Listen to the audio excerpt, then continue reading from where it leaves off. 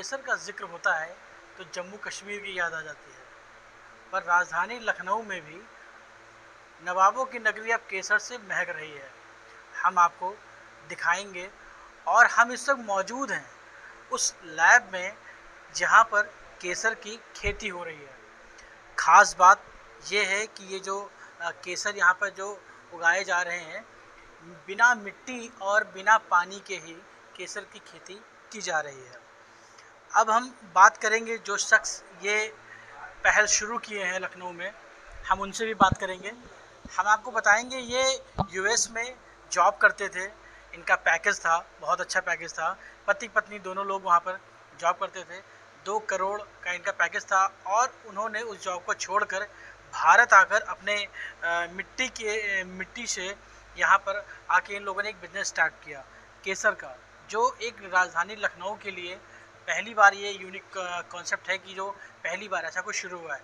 हमारे साथ मौजूद है, हम उनसे बातचीत भी करेंगे।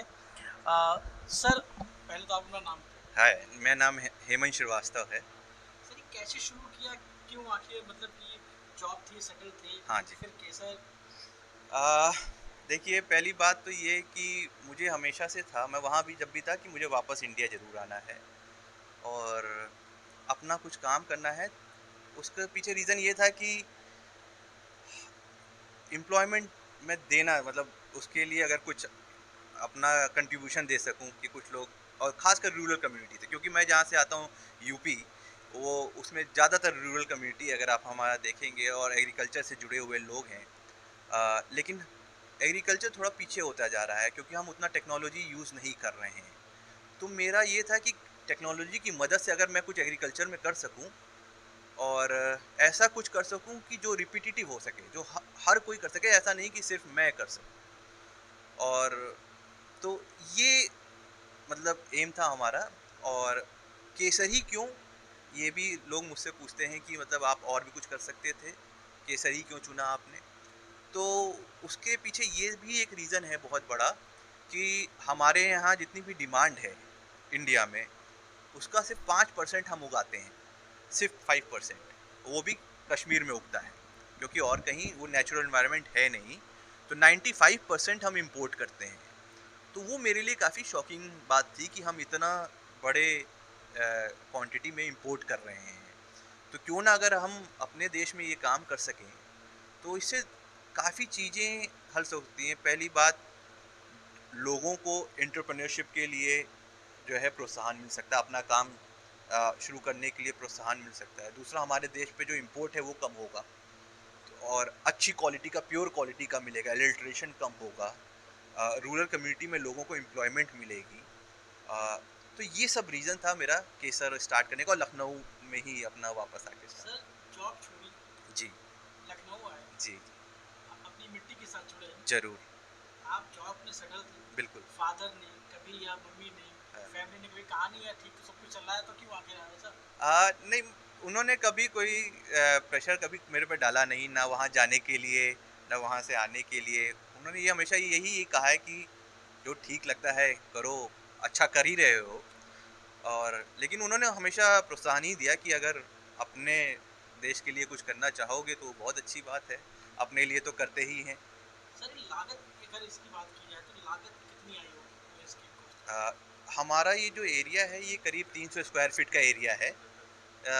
ये टोटल लागत आई होगी, अगर हम सब सारी कॉस्ट जोड़ लें, तो करीब 30 से 40 लाख रुपए के आसपास आई होगी। सर, केसर जम्मू कश्मीर में होता है, जी, यूए में, जी, बिल्कुल।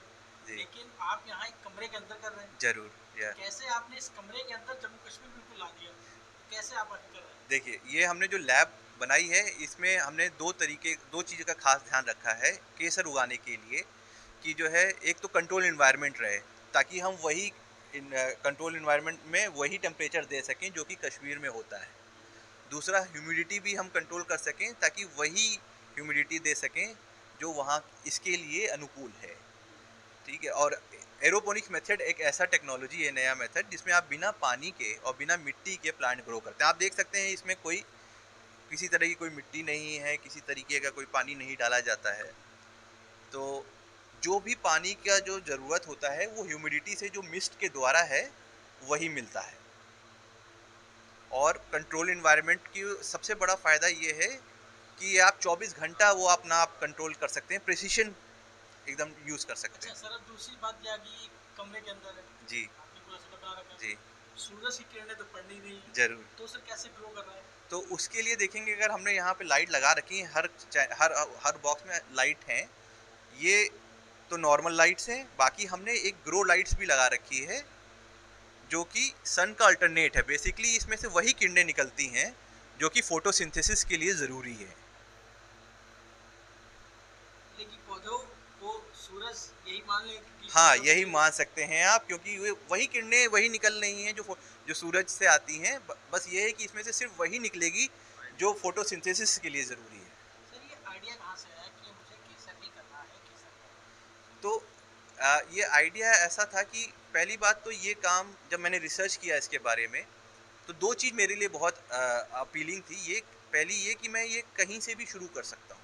इसके लिए मुझे कोई बहुत बड़ी ज़मीन नहीं चाहिए, मैन पावर नहीं चाहिए कि मेरे को हर दिन 10 लेबर, 20 लेबर, 50 लेबर चाहिए, ऐसी कोई बात नहीं है।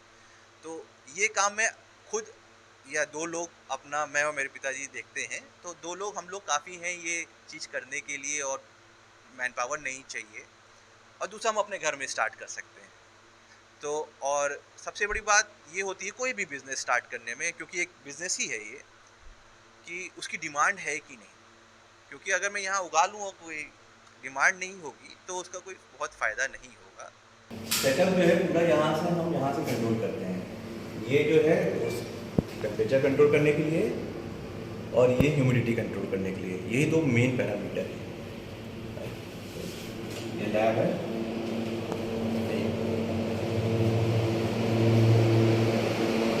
अब आप देखिए ये केसर के फूल निकले हुए हैं। पहली बात अगर आप नोटिस करेंगे, ये केसर के बल्ब कहलाते हैं, सीड जो इसे कहते हैं, जो बल्ब कहते हैं। हेमंत श्रीवास्तव जी ने अभी जो हमें जानकारी दी है केसर की, कि बिना पानी, बिना मिट्टी और बिना सूरज की किरणों के हम लोग खेती कर सकते हैं। केसर की खेती है, उन्होंने पूरी जानकारी दी। आप ऊपर तस्वीरों में देख सकते हैं कि यहाँ पर जो फ्रीज़र लगा हुआ है, देखिए लगातार चलता रहता है और ये इस रूम को बिल्कुल ही ठंडा करता है। आप ये देख सकते हैं ना सर, इसको क्या बोलेंगे हम लोग? ह्यूमिडिफायर से ये इसमें से ह्यूमिडिटी आ रही है। आप देखिए, क्योंकि पानी नहीं जाता है, तो पानी की जगह ये मिस्ट है। क्योंकि ह्यूमिडिफायर क्या करता है, पानी को इसमें चेंज करता है, और ये पूरा फैल रहा है वहाँ पे। तो ये जो आप देख रहे हैं यहाँ पे, पानी की जगह ये मिस्ट, जो भी पानी की ज़रूरत है, ये इसके द्वारा मिल रही है इसको, मिस्ट के द्वारा। देखिए थोड़ा गीला हो रखा है वहाँ पर। मतलब कि कहीं ना कहीं से आप देख रहे हैं कि ये नई टेक्नोलॉजी है और राजधानी लखनऊ में अगर इस पहल को किया गया है तो कि बहुत ही काबिल तारीफ़ है।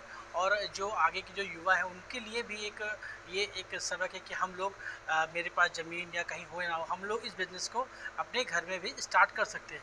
अगर आप ये वीडियो YouTube पर देख रहे हैं तो हमारे चैनल को सब्सक्राइब करें और बेल आइकन को दबाना ना भूलें। अगर आप Facebook पर ये वीडियो देख रहे हैं तो हमारे पेज को लाइक करें।